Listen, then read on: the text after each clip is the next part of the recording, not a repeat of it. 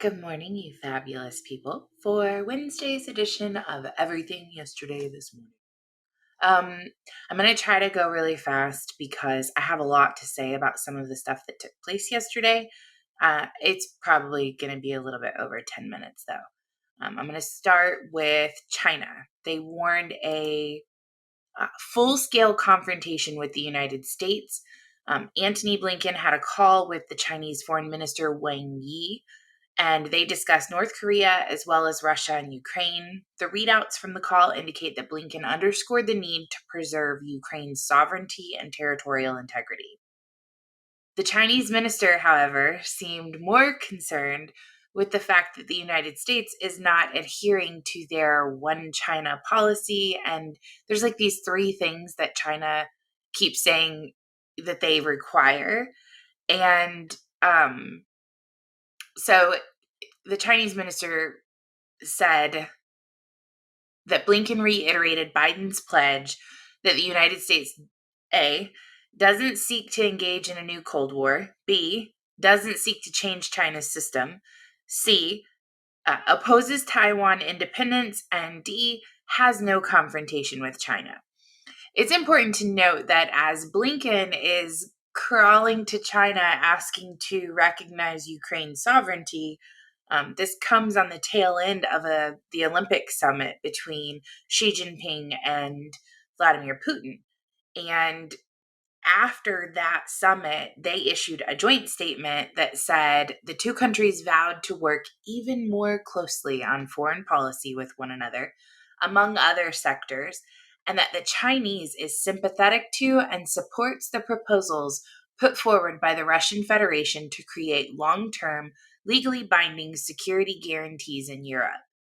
When asked about that alignment, our Secretary of Defense, which is Austin, could not speak to the strength of the alliance, but was alarmed with China's approval of Putin's activities. Now, this article comes from Newsweek. It's incredibly extensive. I obviously can't go into all of the details, but I highly encourage you guys to check this one out because if you've ever played the game of Risk before, it feels very similar, and it's just trying to find out who controls Australia at this point. And if you've played the game, you'll actually get that reference. But okay, next up, it is tax season. So where does your state rank? There's a site called MoneyGeek that offers a comprehensive tax analysis in state by state to see how bad your robber barons are.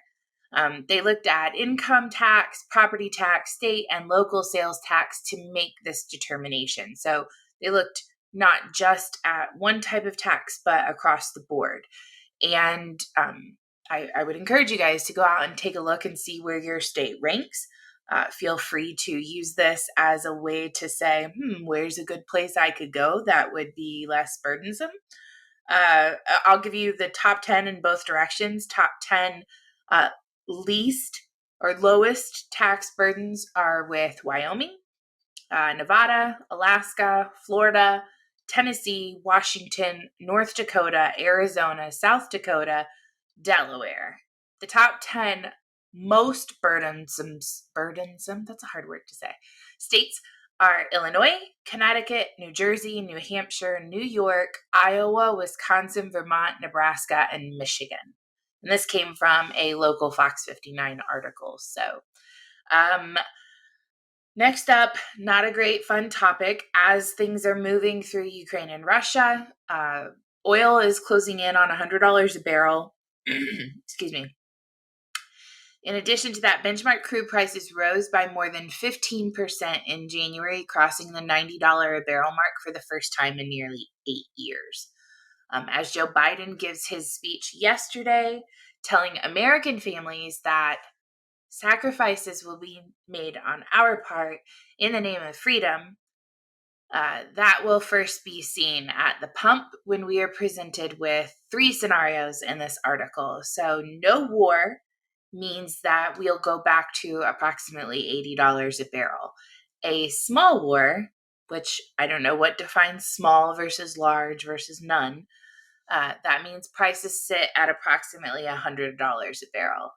A major conflict between Russia and Ukraine would mean $120 a barrel. And this article comes from Fortune. So it's going to be interesting to see how that shakes out. But remember, Americans, your sacrifices mean freedom, and you must make them for the greater good.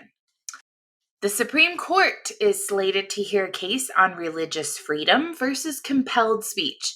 This case is really interesting, and I highly encourage you guys to look this up. A website designer named Lori Smith was asked if she asked permission to post a statement on her website saying that she would not offer services for same-sex weddings due to a religious conflict. A federal appeals court said that violates Colorado's anti-discrimination laws. What is actually to be determined in this case is, can a public accommodation law compel speech or silence speech, which circumvents an individual's First Amendment rights? The case is unique in the fact that no law has actually been broken. No same-sex couple is bringing the case against this website developer. No person has been impacted. The state is the individual who is bringing the case against the website designer. So I think that this is an interesting one that we're going to the Supreme Court. We know Colorado has had its history already with Bake the Cake, and he has won his case. So multiple times over now at this point. So it's going to be interesting, and I think this is one to definitely keep an eye on. But this article was by NBC News. National Guard and barbed wire makeover for the People's City. The Pentagon is considering a request to deploy the National Guard to, quote, provide assistance ahead of trucker protests slated to head to Washington, D.C. No decision has been made yet for approval. I do have a lot of personal feelings about this, back from January 6th all the way leading into the things that are taking place in Canada with their own trucker protests right now. This article was written by Politico. It's links in the description. You guys can kind of take a look at it for yourself. I think it's interesting, and I'm just going to leave it at that. Alexa, I know you're watching this, and I'm probably going to have a shirt that's got my name on it, and it says, "This is interesting."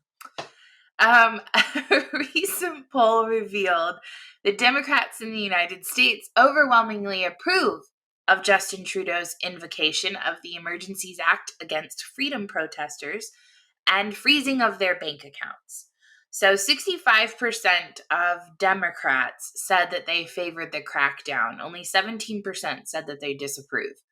For anyone who doesn't know, if you donated money to the truckers' convoy in any amount and are a Canadian, Royal Canadian Mounted Police began providing a list of suspected people who participated in or aided the protests to major banks, and their bank accounts are now frozen as a result of this act that Justin Trudeau enacted. The highest level of disapproval in this survey that was done came from the age demographic of 25 to 34, where 100% of them disapproved of Trudeau's tactics. I think that's interesting from a demographic perspective. The majority of the dissenters, the approvals came from an older demographic.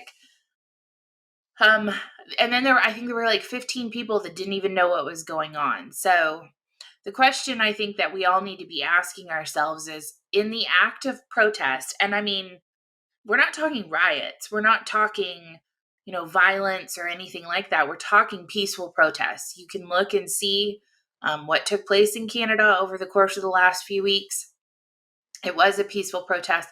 Does the government have right to seize your means of funds? Do they have the right to steal your money or freeze your money? Maybe not steal it, freeze it, and give you no ability to use your own money because you protested, or you didn't even protest. You just sent money you said, hey, you know what? I believe that these guys have this right. I want to make sure somebody gets a cheeseburger. and now your bank account is frozen. Do you think that's right for the government to have that type of authority and power? Just start asking yourselves these types of questions. Not a right or left question. It's a question of whether or not we think that the government has the right to control your means to live your life.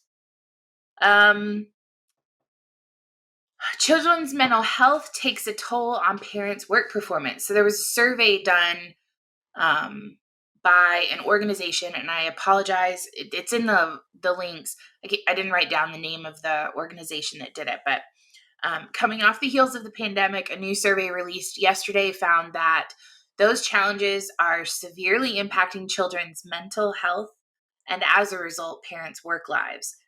53% of parents have missed work at least once a month to deal with their children's mental health, while 54% have at least interrupted their work day at least once a month to address their children's needs. Parents are missing work, interrupting work, and even when they're at work, this is on their mind all the time. Sometimes when I read this stuff, I'm like, okay, is this written by somebody who doesn't have children? Of course. That's all we think about nonstop is, are my kids okay? The executive director of the company who conducted the survey said this, and then she goes on to say that children have mental health needs just like adults, noting that half of all-time mental illnesses start before the age of 14. This hits home kind of hard right now here locally in our community. We just had a 13-year-old little girl commit suicide, and I think the saddest thing that is going on right now is, okay, now the pandemic's over and everybody's all cheering, but they're not thinking about the ramifications and the impact that this has had on children over the course of the last 2 years. And now we want to have surveys conducted because parents' work productivity is being impacted. Well, could we maybe have talked about this 2 years ago? Could we maybe have talked about how this was an issue? But now you're concerned because it's affecting productivity. I don't know. It seems a bit late, but who am I? That's an article by CBS News. Biden and other leaders rolled out their first installment of sanctions against Russia yesterday. They also hit members of Putin's inner circle and their families, as well as 2 banks that the U.S. considers especially crucial to Putin and their military. Another new measure that limits Russia's power to raise money abroad. U.S. officials made clear that they're holding in reserve more possible devastating measures if Russia escalates actions against Ukraine. Some of the penalties that are possible include the Nord Stream 2 pipeline project will be killed, removing Russia from the SWIFT financial system, blocking Russia from access to the US dollar, which, unlike SWIFT, we could do that on our own without any other organizations participating, and making it hard it would make it hard for some companies to make their payroll, etc. Also, U.S. export controls could cut off Russia from tech that it needs for gear, electronics, etc. That, however, seems counterintuitive because it would just motivate businesses to start looking elsewhere for places to go, and China would be the next best bet. But I'm just some mom in Indiana. Who knows? That's an Associated Press article that gives in depth what the sanctions are that were placed against Russia. Like I said, I have personal feelings about some of this. Seems a bit too little too late. Putin's speech and actions even following these sanctions 2 years ago probably would have made a difference. Now they've made moves, and every minute that goes by gives them, if you're going to say, here are some possible things we're going to do to you, well, then I'm going to find contingencies for whatever possibilities you're going to put against me. So you're just giving your game plan to the opposition. And I don't know if that's done intentionally, if that Biden speech yesterday was just to say, look, I'm going to come out here and pretend I care, but, just go ahead and do whatever you got to do, man. Again, that's just my opinion. And one political article, Daniel Radcliffe, for those of you who are not Potterheads like myself, that is Harry Potter. is starring in Weird, the Al Yankovic story, which I am so excited about. The first photograph, was released yesterday, and Harry Potter has transformed into Weird Al Yankovic absolutely phenomenally. What is the deal? I cannot talk in the morning. The Roku channel is doing a biopic on Weird Al with his permission and participation. It appears the project is well underway. Apparently, it's going to explore every facet of his life from childhood through his rise in notoriety, while also exploring his celebrity love affairs and depraved lifestyle. Funny or Die's Eric Apple is directing the film and co-wrote the script with Al. It does not have a release date yet, but I could not be more excited to see my favorite wizard as one of my favorite childhood musicians. So this is going to be great.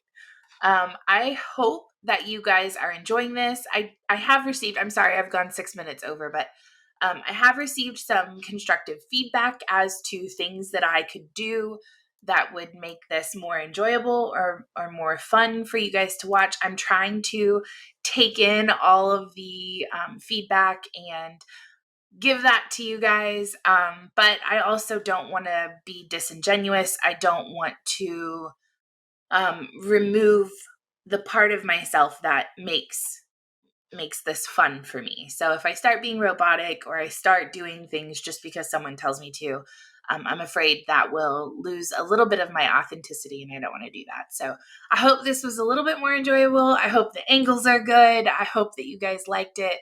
I love y'all. I hope you have a great day, and I will see you tomorrow morning.